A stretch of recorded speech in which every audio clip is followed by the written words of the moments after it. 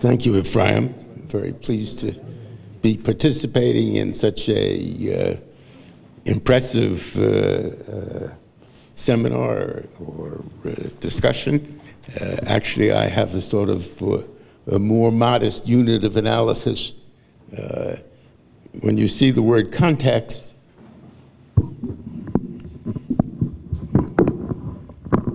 better? Yes.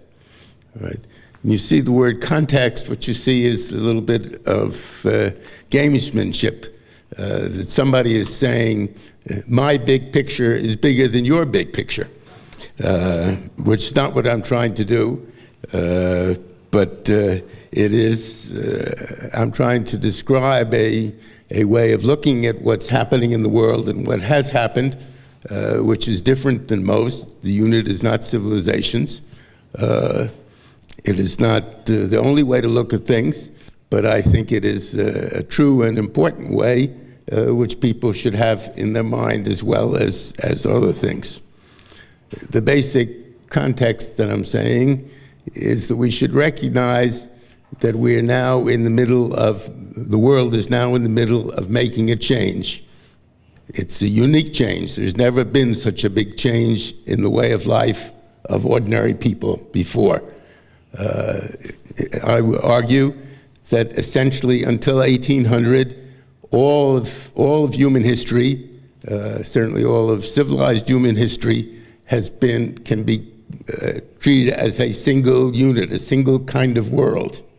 And I will make some statements describing the world which applies to all of it. And that after, say, 2400, there's going to be a new and different world. And so the important thing to understand, or one important thing to understand about where we are today, is that we're in the middle of the world making this change from what it was to what it will be.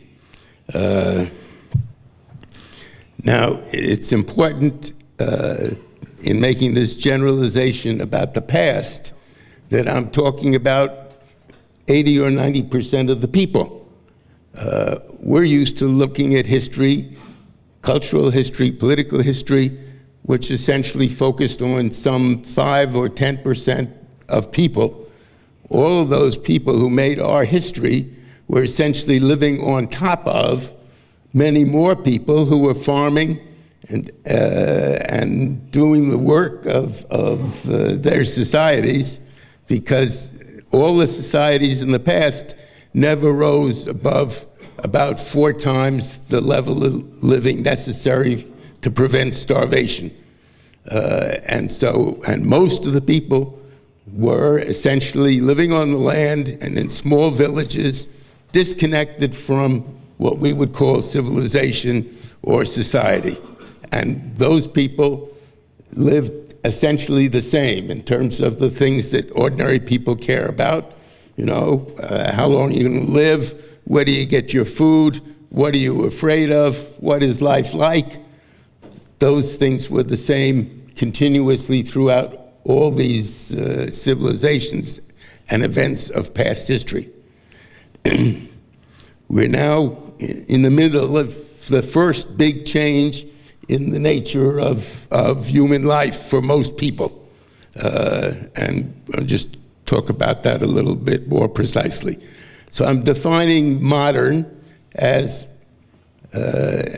somewhat arbitrarily, as what societies, the most advanced societies today,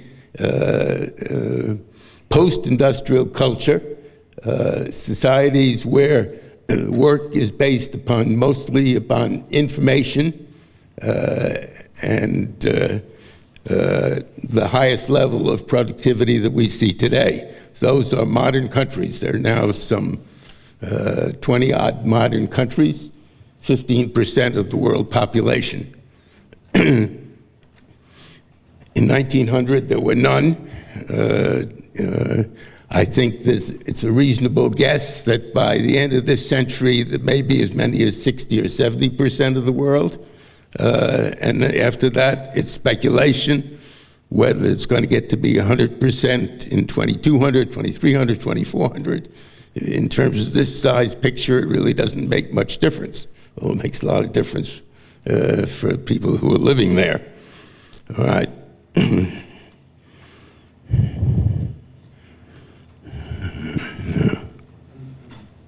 Oh, here we go. All right. Just want to remind you of what you all know about the life of people before 1800 all over the world. I'm going over it here just so you can appreciate again. Let me get my glass of water there. Thank you.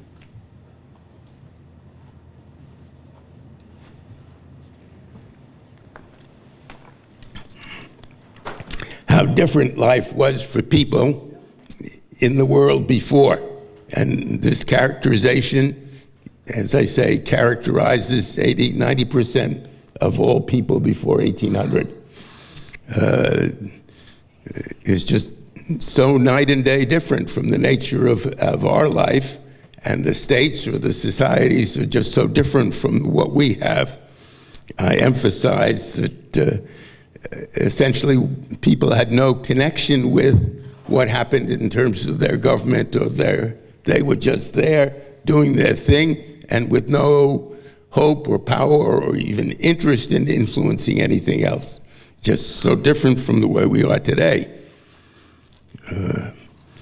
Now here's my last chart, described almost everybody in human history. And it's notable that you don't have to have much variation, that you can make a chart that describes so much. And I'm making a claim that this chart now describes what modern countries are like today and what all countries will be like in the future. I can't predict, nobody can predict what life will be like, but I think these things you can say are likely to be true for the indefinite future. And you can see what a sharp difference there is from the life in the past. First, where does it come from? Why do I think that this is what life will be like in modern countries? Well, the first reason, a very simple one. We have 20-odd modern countries, and this slide describes them perfectly. All the countries that became modern, all these things are true of. So I think in my simple-minded way, if it's been true for the countries that became modern before, it will become true. It will be true for the countries that become modern in the future. But you can go beyond that simple-minded and be more ambitious and think that you can understand the process and what's involved in being a modern country. And if you do, I think it leads to the conclusion that these things are necessary. A country cannot become modern unless it's able to produce this, and does produce this because it's, in some sense, a byproduct of what they had to do to become modern, to become highly productive. And all of these things work on people's lives and characters and thinking, so that these people will be very different than the people who lived in the past. The last item, no physical tyranny. There are two reasons why we don't have to worry about physical tyranny in modern countries. Physical tyranny is, based upon the police and prisons and force, as opposed to what de Tocqueville and Jean-Louis Revel talked about as soft tyranny of schoolmasters and bureaucrats and so forth, where nobody is put in jail, you're just given a different job and convinced that you should not be too troublesome. Soft tyranny is chosen by people because they'd rather let somebody else take care of them. Soft tyranny may be the problem of the future, but not physical tyranny. And that's partly because in a modern country that's productive, with everybody participating, it's just too hard to hold people down, too easy to make, to overcome them. Too many smart people used to being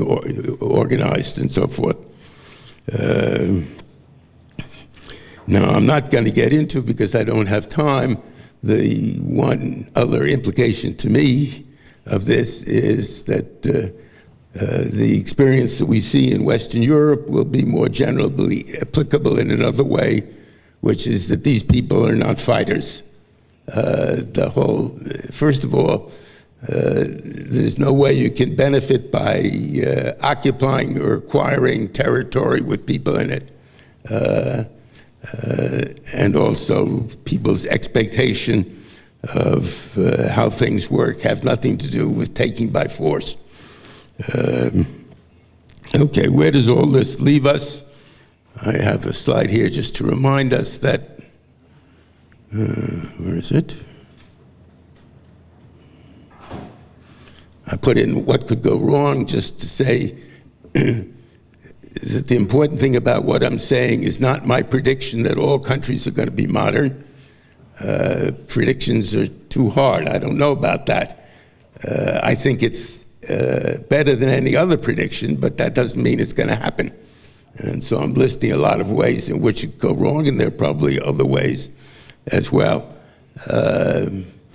This idea about all countries becoming modern and the nature of a modern world is more a statement about the past. I think historians can speak about the future. In some sense, they have to speak about the future.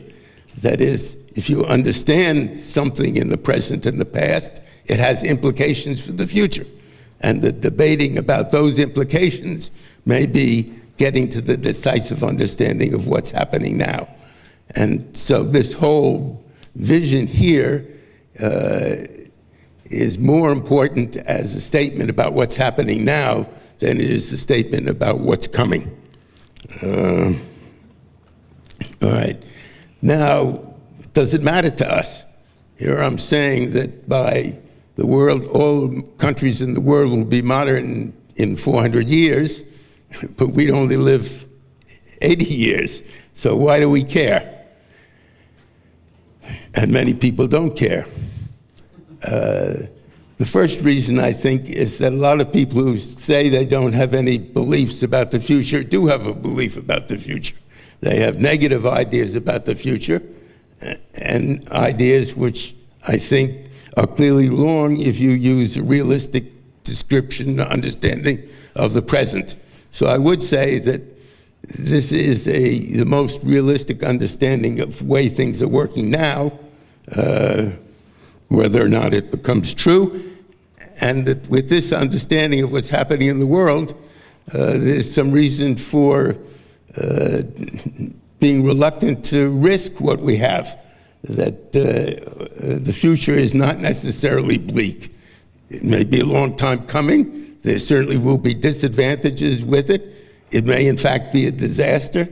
But this future of a modern world is something that may be worth having and being some concern about doing as best we can with it.